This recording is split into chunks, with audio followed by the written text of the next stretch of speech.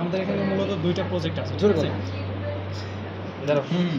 প্রথম প্রজেক্টটা হচ্ছে আমরা এখানে একটা smart home security alarm system করছি। তো সেক্ষেত্রে আমাদের হচ্ছে একটা লাইট প্রয়োজন, যেটা হচ্ছে পুরো বাড়ির চার সাইড কাভার করা থাকবে, আর এলডিআর ভিতরে আলো করতে হবে।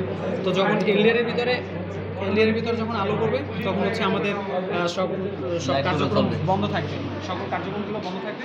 যখন এলডিআর থেকে মানে আলো বিচ্ছিন্ন হয়ে যাবে, মানে একটা বাধা প্রয়োজন করবে, তখন হচ্ছে অ্যালার্ম সৃষ্টি করবে আর হচ্ছে লাইট জ্বলে উঠবে, মানে সবাইকে সতর্ক করে দেবে। এখন এইটা কীভাবে হচ্ছে আপনাদের মানে আলোটা করবে বা অফ হয়ে যাবে, এটার জন্য হচ্ছে আমরা যদি দরজার দুই সাইডে এই সিস্টেমটা করি, দেখা যাচ্ছে এক সাইডে এলডিআর লাগাই দিই, আর এক সাইডে হচ্ছে আমরা আলো দিই, লেজার দিই বা যে কোনো একটা আলো ব্যবহার করি। তাহলে হচ্ছে দেখা যাচ্ছে যে যখন একটা মানুষ এখানে যাবে, তখন যাওয়া দিলে একটা আলোর বাধা সৃষ্টি হবে। বাধা সৃষ্টি হলে এলডিআর ভিতরে আলো পড়বে না, তখন হচ্ছে মানে অটোমেটিক্যালি এভাবে বাজার আর হচ্ছে লাইট সাউন্ড করা শুরু করে বাসার ভিতরে যারা থাকবে সবাই হচ্ছে অ্যালার্ম হয়ে যাবে যে আসলে একটা বাধা সৃষ্টি হয়েছে।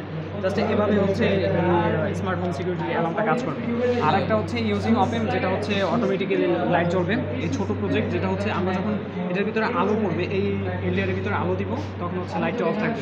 যেমন দিনের বেলাতে যদি আমরা কোনো ল্যাম্পপোস্টে যেভাবে আমরা দেখি, যদি দিনের বেলাতে আলো থাকে যেমন, তখন হচ্ছে লাইটগুলো বন্ধ থাকে।